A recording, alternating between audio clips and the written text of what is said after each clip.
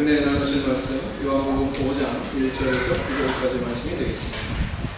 요한복음 5장 1절에서 9절까지 말씀.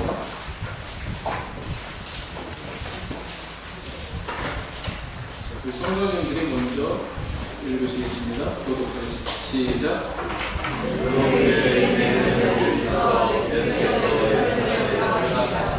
예루살렘에 있는 양문 옆에 히브리 말로 베데스다라 하는 곳이 있는데 거기 행각 5이 있고 그 안에 많은 병자와 성령 절뚝거리 혈기 많은 자들이 누워 그의 경험을 기다리니 이는 천사가 가끔 못에 내려와 물을 통하게 하는데 통한 후에 먼저 들어가는 자는 어떤 병에 걸렸든지 낫게 되리거나 거기 38년 된 병자가 있더라.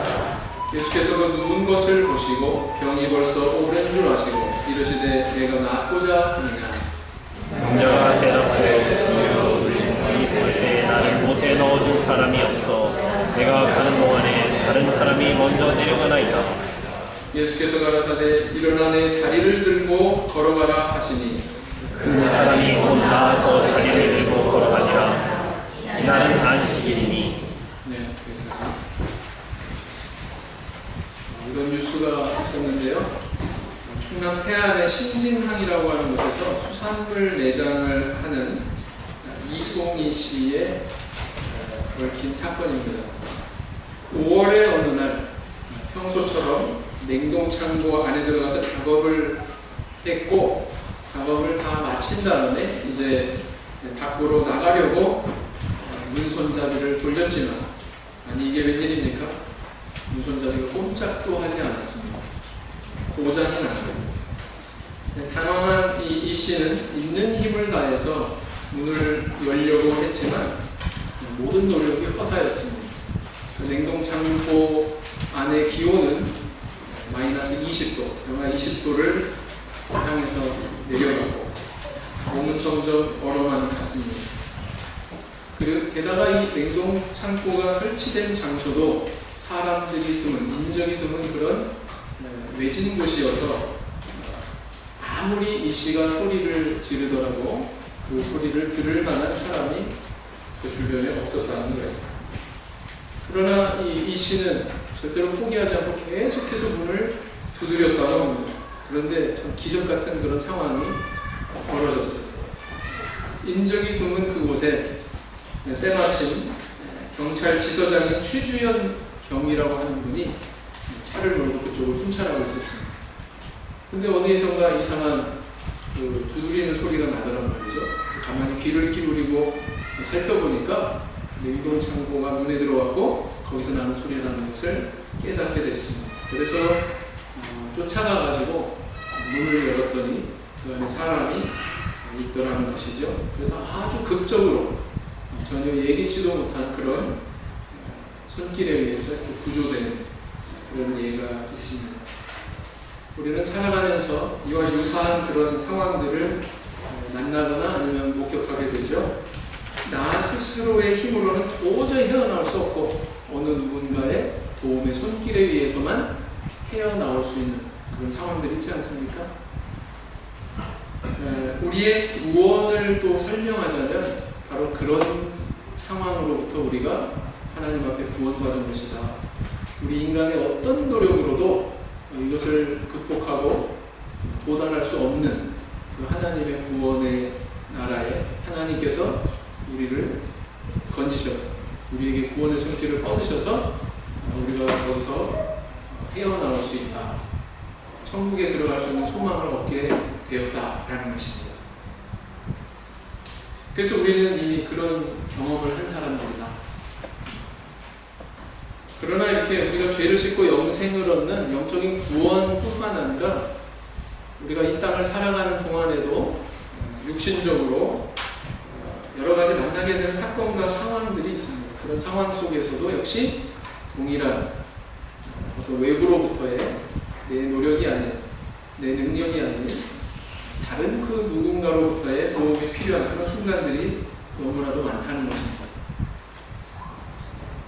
그래서 시편의 기자는 삶에서 만나는 여러 가지 환난과 고통 속에서 우리가 의지할 분은 바로 하나님이다 이렇게 노래하고 있죠. 시편 46편 1절에서 3절까지 말씀을 보시겠습니다. 시편 46편 1절에서 3절까지 말씀을 보시겠습니다.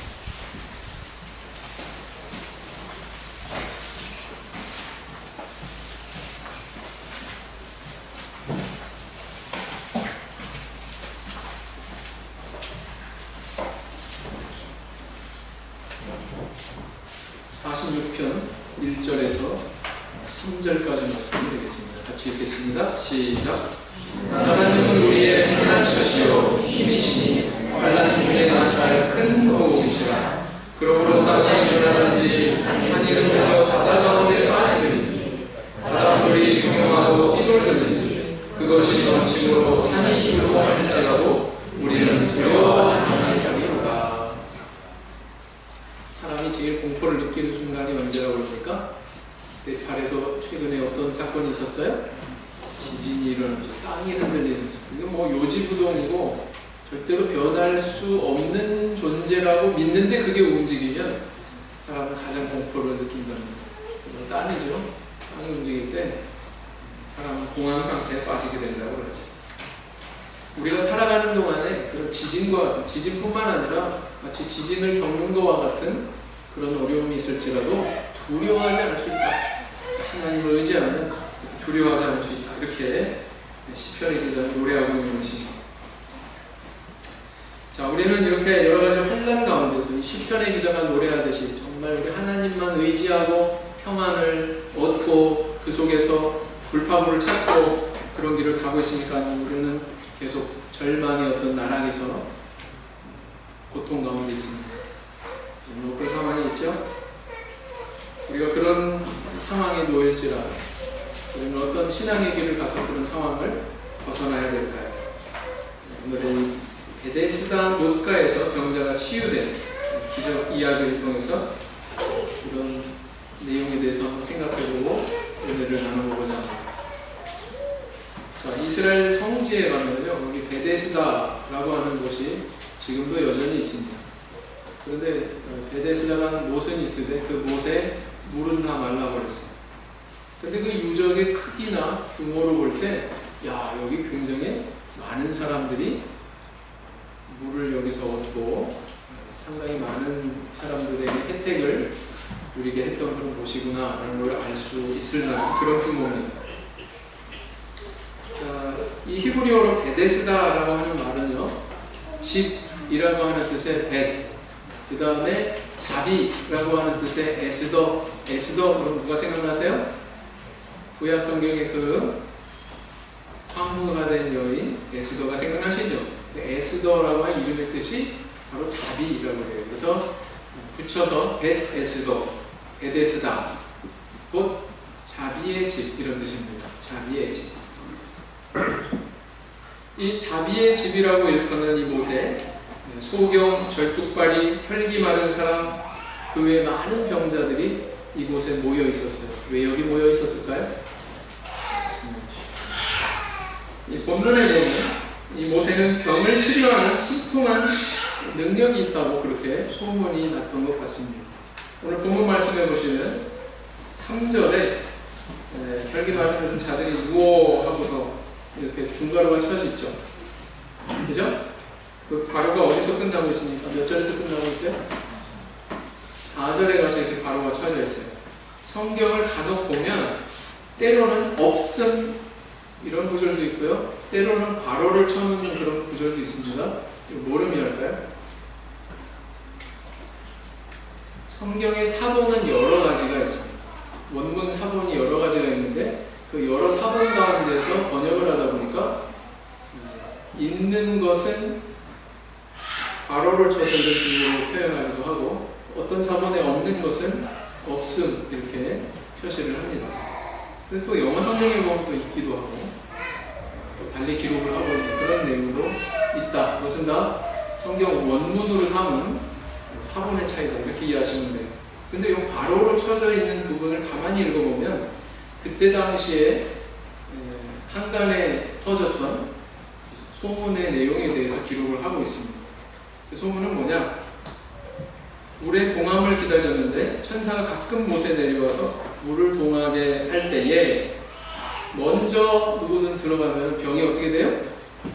병이 낫게 된다고 하는 이런 소문이 그때 이 베데스다에 퍼져 있었다라는 것입니다. 그 소문을 듣고는 사람들이 모여들었다. 물이 동한다라는 의미는 뭘까요? 천사가 물을 동하게 한다.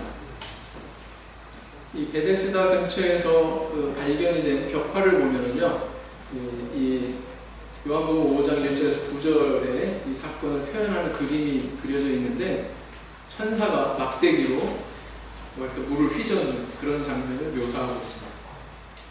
우리가 쉽게 얘기하면 이렇게 못 같은 데 가서 잔잔한 호수에 돌을 딱 던지면 어떻게 됩니까? 물이 동합니다. 움직입니다. 그죠? 그런 것처럼 물이 이렇게 움직일 때 거기 누구든 먼저 들어가면 병이 낫는다. 이런 소문이 거기 퍼져 있었다라는 거예요. 그런데 어느 날 이곳에 예수님이 나타나셨어요. 1절에 보시면 유대인의 명절이 있었어요. 명절 어느 임박한 기간에 예수님이 이곳에 나타나셨습니다. 아주 이례적으로 행동하고 계십니다. 왜냐? 유대인들이 명절이 되면은 어디로 가요? 하나님이 계시는 성전으로 가서 거기서 제사를 지냅니다. 하나님께 제사를 지내려면 자격이 구비되어야 되는데 그 자격은 뭐냐면 정결함이 있어야 돼요. 만약에 뭐 시체에 접촉을 했다거나 불결한 병자에게 접촉을 했다거나 문둥병같이 아니면 뭐 다른 뭐 기타 정결함을 훼손할 만한 그런 행동이 있게 되면 하나님 앞에 나아가서 제사 드릴 수가 없습니다. 그러니까 명절이 가까울수록 자기를 깨끗하게 하고 누룩을 제하기도 하고 자기를 잘 보호하는 게 이게 유대인들의 관례인데, 자, 예수님 보세요. 명절에 어디를 찾아가셨어요? 베데스다 못에 찾아가셨어요. 병자들이 막 울고 부정한 사람들이 막 운집해 있는 그곳을 예수님이 찾아갔다라는 것입니다. 사실 이게 뭐 어제 오늘의 얘기는 아니죠. 예수님께서 하신 선택은 항상 그러하셨습니다. 하늘 보좌를 버리시고 이 낮고 낮은 땅에 왜 찾아오셨어요? 바로 그런 병자와 같은 우리를 구원하시기 위해서.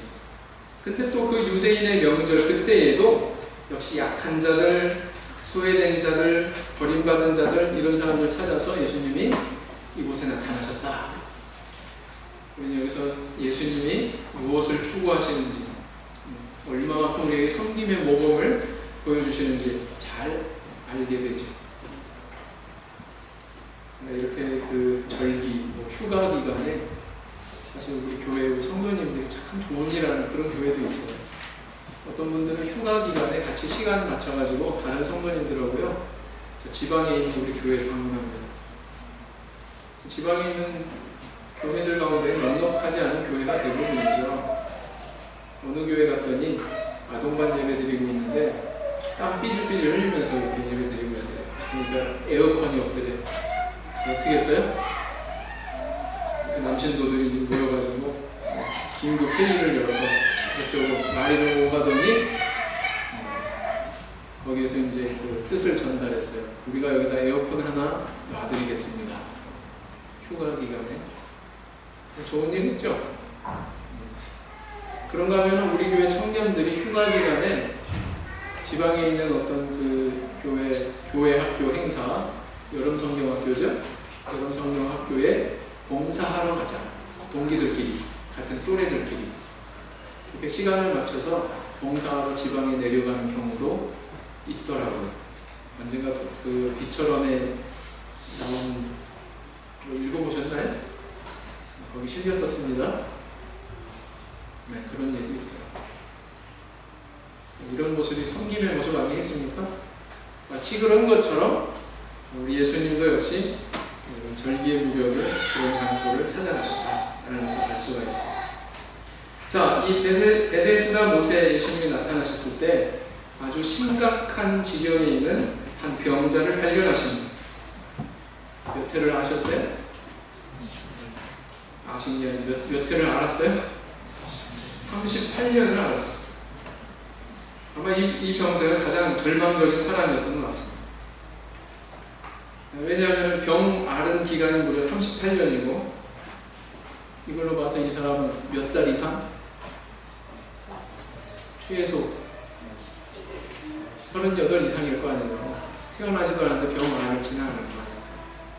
나이가 어느 정도 먹었을 때 성년이 되어서 병을 앓았다면 어떻게 이야기할 수 있을까요? 이 사람은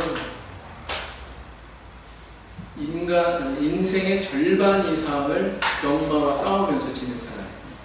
만약에 70살이다. 그러면 32년 동안 32세 이후로 병마와 싸우면서 산 사람이에요.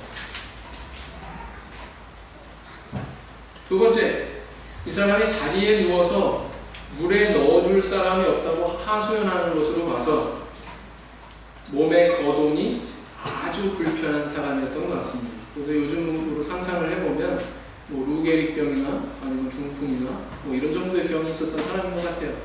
하여튼 혼자 거동을 못한 사람. 그 다음 세 번째, 또 어떤 지경의 사람에 주변에 도와줄 사람이 아무도 없는 것으로 봐서 가족도 친척도 도와주는 이도 아무도 없는 참 불쌍한 그런 상황의 사람이었다라는 것입니다. 아마 가족들에게 버려졌거나 아니면 가족들이 다 죽었거나 그러지 않겠습니까? 여기 병자가 앓은 기간 38년이라고 하는 세월은 이스라엘 백성들에게 있어서 참 특별한 의미가 있어요. 어떤 의미? 신명기 2장 14절을 보시기 바랍니다. 신명기 2장 14절.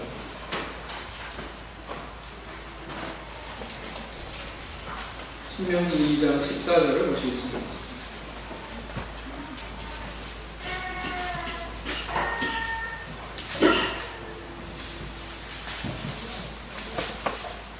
시작했습니다. 시작. 가데스 바네에서 떠나 테네 시내를 건너기까지 38년 동안이라. 이때에는 그 시대의 모든 군인들이 여호와께서 그들에게 맹세하신 대로 진중에서 다 멸절되었나니. 애굽에서 나온 해 빼고 가나안 땅에 들어간 해 빼고 순수하게 광야에서 보낸 이스라엘 백성들의 시간이 몇 년이었어요? 38년. 불과 열흘이면 터벅터벅 걸어가지고 도달할 수 있는 그 땅을 들어가지 못하고 마치 다람쥐 쳇바퀴 돌듯이 계속 같은 자리를 맴돌면서 같은 지역을 맴돌면서 헤맸던, 시간을 탕진했던 그런 모습이 바로 이스라엘 백성들의 모습이었습니다. 오늘 이 사람도 마찬가지예요. 어떻게 해요? 인생의 절반 이상일 가능성이 매우 높죠. 절반 이상의 그런 시간을 아무 의미 없이 아무런 인생의 납도 누리지 못하고 38년 동안 다람쥐 쳇바퀴 돌듯이 그 병마와 싸워서 허송세월한 세월이 그러했다라는 것입니다. 참 의미 있죠. 사실은 이 사람 한 사람의 그 병을 앓은 기간이 이스라엘 전체의 어떤 상황을 투영하고 있다, 이렇게도 보아집니다. 그런데 오늘날 우리는 어떻습니까? 우리 가운데도 이런 모습이 있을 수 있어요? 없어요? 참 이 병 걸리면요, 그 한정된 우리 인생이 너무나 또 아깝죠. 그 황금 같은 그 시간, 병마와 싸우면서 보내야 된다고 하는 그 시간. 우리에게도 이런 모습이 있을 수 있다라는 것입니다. 육신의 병뿐만 아니라 우리 영혼의 병이 들어서도 마찬가지예요. 잘못된 생각, 잘못된 가치관, 잘못된 습관 때문에 하나님도 모르고 신앙을 떠난 채 수많은 시간들을 그냥 허비해버리는 그런 시간 우리에게 있을 수 있지 않습니까? 그렇습니다. 만약에 내가 그런 자리에 있다면 오늘 이 사건을 통해서 내게 주시는 교훈이 있을 거예요. 만약에 우리가 그런 처지에 있다면 그 상황에서 벗어나기 위해서 우리는 어떤 길을 가야 될까요? 첫째는 헛된 것에 주목하지 말고 하나님만 주목해야 된다라는 것입니다. 3절에서 4절 말씀을 다시 보시기 바랍니다. 본문 말씀 보시면 그 안에 많은 병자, 소경철, 족발이, 혈기 많은 자들이 누워 물의 동함을 기다리니 이런 천사가 가끔 못에 내려와 물을 동하게 하는데 동한 후에 먼저 들어가는 자는 어떤 병에 걸렸든지 낫게 되느니라. 이건 사실이 아니라 제가 뭐라고 말했습니까? 검증된 사실이 아니라 그때 당시에 그 뭐 주변에 떠돌던 소문이라고 그랬죠. 소문이다 라는 것이. 혹자는 이렇게 이야기해요.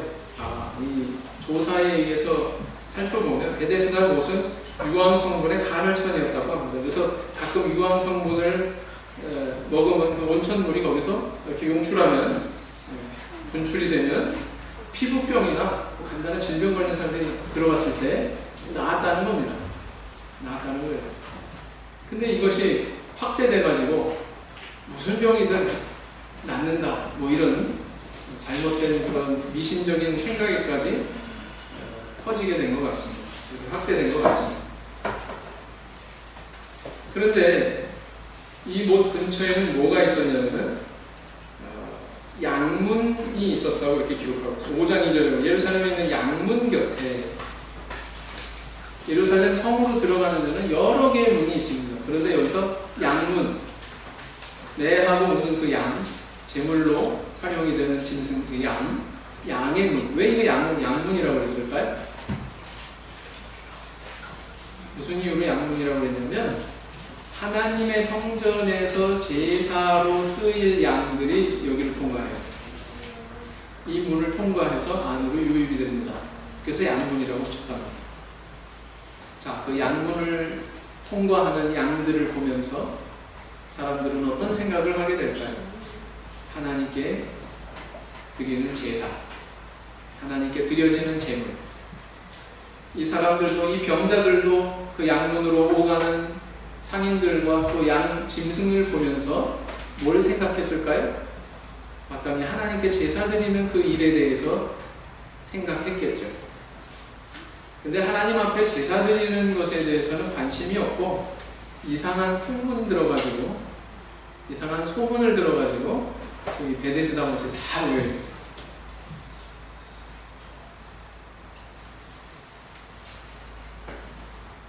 우리는 여기서 뭘 알 수 있습니까? 죄로 인해서 타락한 인간의 특징이 있다면 여러 가지 중에서도 하나가 뭐냐면은 바로 주목할 것은 외면해버리고 주목하지 않아야 할 것을 오히려 더 관심 두는 그런 성향이 인간의 본성 안에 찾아왔어요. 진실된 거에 귀를 닫고 거짓된 것에는 더 솔깃해서 귀고 마음이고 다 열어버리는 그런 성향이 인간 안에 찾아왔습니다. 자, 출애굽기 보면 출애굽한 이스라엘 백성들이 가나안 땅에 12명의 정탐꾼을 파견합니다. 그 가운데에서 정말 진실되게 하나님의 약속을 믿는 신앙 안에서 보호한 두 사람의 음성은 귀에 안 들어가요. 저만치 버려버리고 오히려 부정적인 보고를 한 10사람의 말에 더 귀를 기울입니다. 그걸 가슴에 담습니다. 어느 정도로 땅을 치고 통곡할 정도로, 땅을 치고 통곡할 만큼, 그렇게 절망할 만큼 그 말을 믿어요. 이게 인간의 모습일 수 있다. 어떤 연로하신 성도님이요, 손가락이 계속 저리더래요. 근데 이제 정식 면허가 있는 사람은 아니고 의료 행위를 하는 어떤 분이 있는데 그 돌팔이 의사한테 자기 증상에 대해서 얘기했답니다. 그러니까 이 돌팔이 의사가 그래요? 이거 잘못하면 풍이 올 수 있는데요? 이렇게 얘기를 한 거예요. 근데 이 연로하신 이 성도님이 그 말에 공포감이 든 겁니다. 철석같이 그걸 받아들인 거예요. 그리고 이제 집에 가서 막 눈물을 흘리면서 자식들 앞에서 나 이거 풍 올 수 있대 이러면서 막 그런 거예요. 근데 그 가족 중에서 누가 있었냐면 의사인 성도를 알고 있는 가족이 있었어요. 그래서 이제 그 의사랑 이렇게 연결을 시켜줬더니 면허가 있는 그 의사인 우리 교회 성도가 그걸 보더니 아 이거요? 신경외과 가셔서 치료받으시면 금방 나아요. 신경외과 가서 금방 나을 수 있는 병에 대해서 이 노 성도님은 뭐 한 거예요? 땅을 지금 막 통과하고 가족들 앞에 눈물 흘리면서 막 네? 절망하고 얼마나 허탈했겠습니까? 우리에게 이런 모습 있을 수 있어요? 없어요? 있습니다. 우리 인생의 진정한 전문가는 누구시냐? 우리를 창조하신 네. 우리의 성정을 너무나도 잘 아시는 하나님이다라는 것입니다.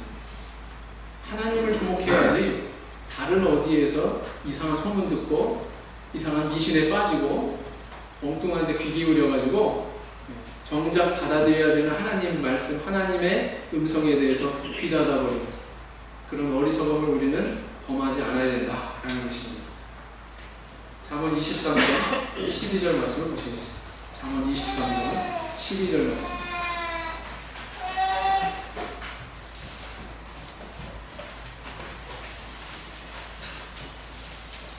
23장 12절 말씀 같이 읽겠습니다. 시작. 훈계에 사심하며 지식의 말씀에 귀를 기울이라. 귀를 기울이라. 계시록에도 귀 있는 자는 들을지어다 계속 나오죠.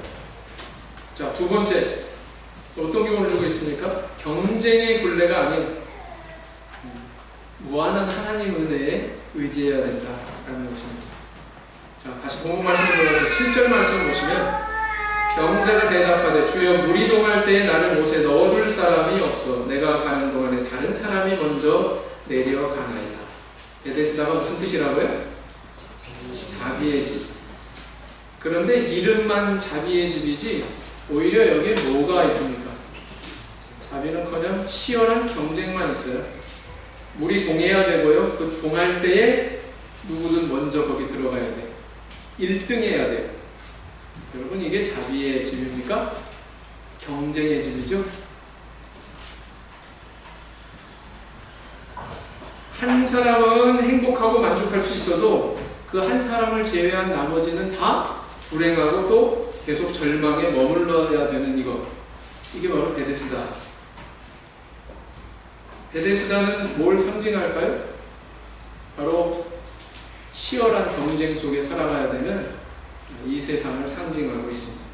오로지 최고, 오로지 1등만 행복하고 나머지는 행복을 향유할 수 없는 이 세상의 모습하고 똑같죠? 약육강식의 법칙이 지배하는 요즘 시대를 뭐라 그래? 무한 경쟁이 아니라 뭐라고요? 무한 전쟁이다. 이렇게 얘기하지 않습니까? 초인류 기업은 초인류를 외칩니다. 인류도 아니고 초인류. 세계 제1 공부하는 학생들 1등 아니면 마치 인생 망치는 것처럼 스카이 대학을 외치면서 열심히 공부하지 않습니까? 백화점에 가면 바겐세일하는데 바겐세일 기간 문 열기가 무섭게 막 뛰어들어가죠? 왜? 양이 한정되어 있는 그 물건 내 것으로 만들려고. 아침에 출퇴근할 때 버스나 전철 타면 어떻습니까? 그 빈자리 몇 개 서로 차지하겠다고 줄다름을 치죠? 우리 주변에 둘러보면 경쟁하는 곳이 있나요?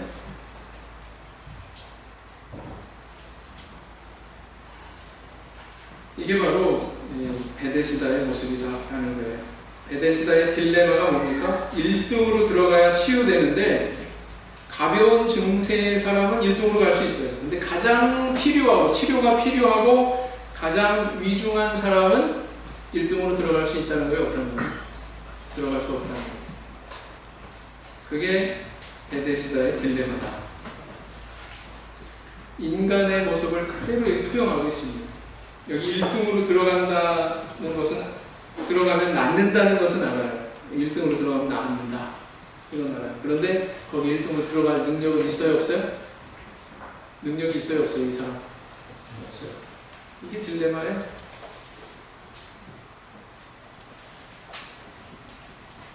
낭떠러지를 가로지르는 외나무 다리가 있습니다. 거기에 두 사람이 똑같이 출발해서 중간에서 만났어요. 어떤 사람이 자리를 양보할까요? 다급한 사람일까요? 여유 있는 사람일까요? 누가 자리를 양보할까요? 우리가 상식적으로 생각하면 누가 마땅히 양보해야 됩니까? 느긋한 사람, 여유 있는 사람이 양보해야 되는데 느긋한 사람은 팔짱 끼고 안 비켜줘. 근데 급한 사람은 뭐예요? 차라리 내가 양보하고서라도 건너가는 게 빠르겠다 판단해서 급한 사람이 양보한다. 이 딜레마죠? 모순이죠? 딜레마가. 우리 사는 세상의 모습이 이런 경우가 참 많다라는 것입니다. 우리는 그런데 어떤 길을 가야 되느냐? 이 병자가 오로지 그 하나만 봤어요. 베데스다 못에 들어가는 그 하나만 봤어요. 근데 그것은 방법일 수가 없다. 방법일 수가 없었어요. 예수님은 전혀 다른 방향에서 이 병자에게 치유의 길을 제시하십니다. 하나님의 은혜 안에서, 하나님의 능력 안에서. 출애굽기 17장 1절을 보시겠습니다. 출애굽기 17장 1절.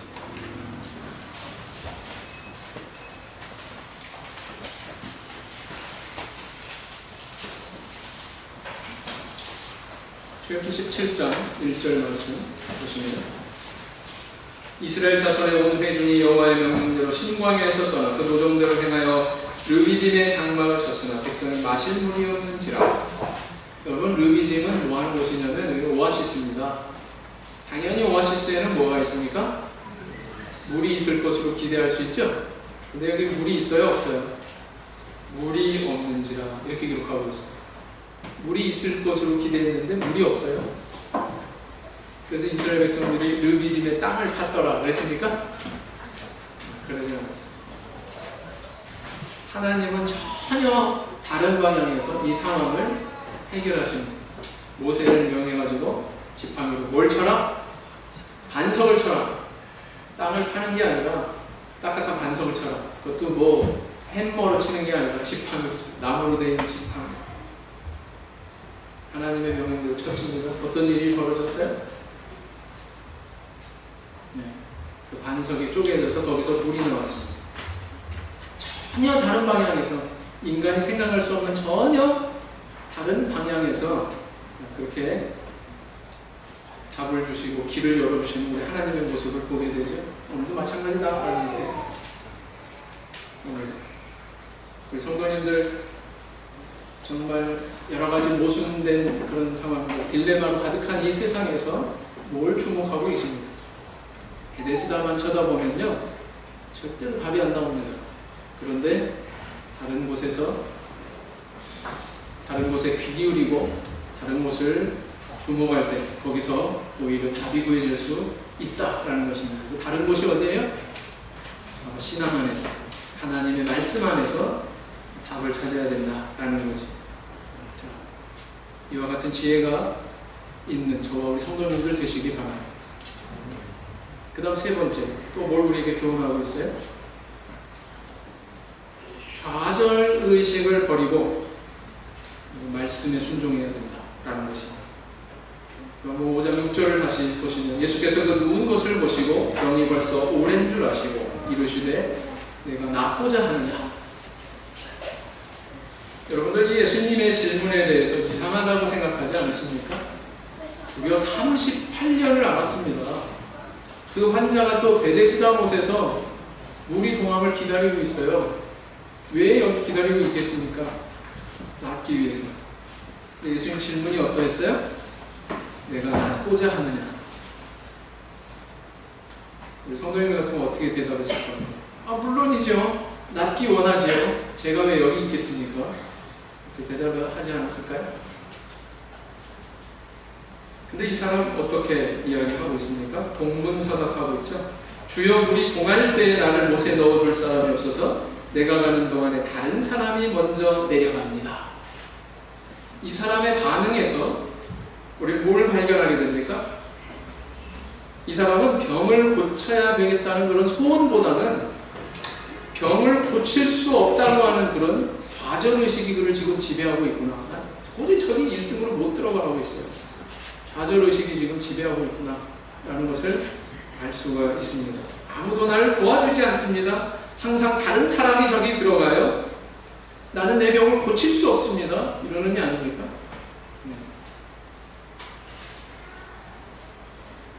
그로 인해서 그는 좌절하고 있는 거예요.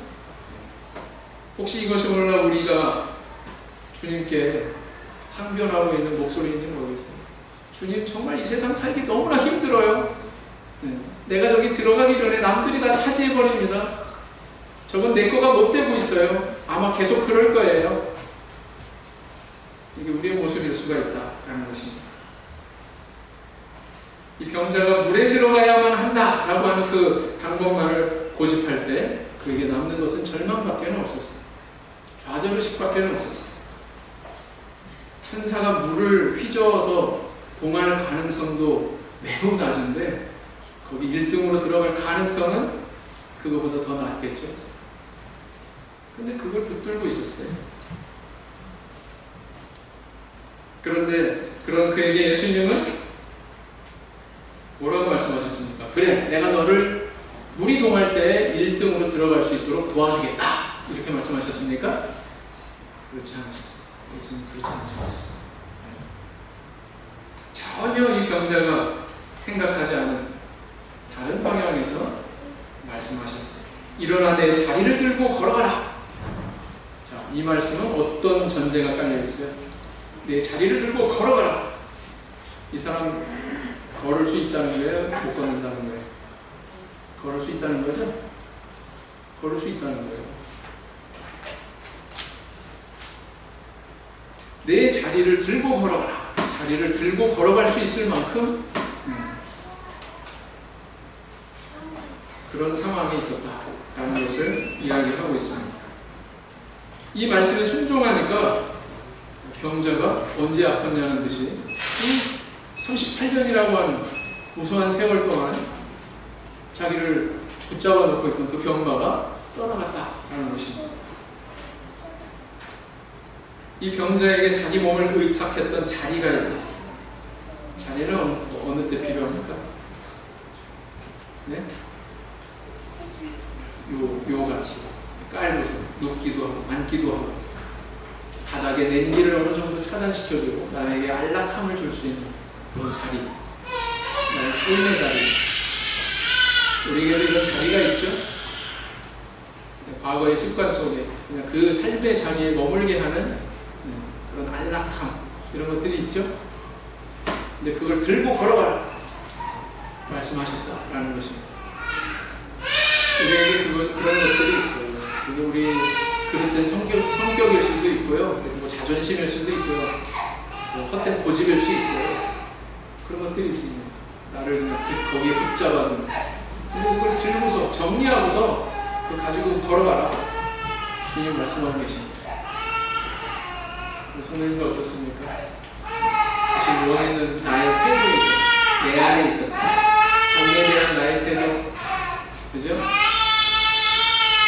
인생을 바라보는 나의 태도, 문제는 내 안에 있었다는 것입니다.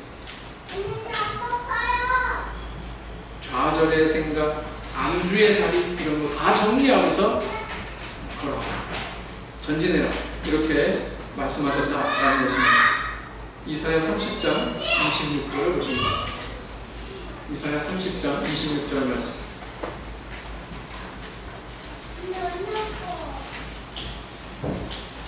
이사야 30장 26절 말씀.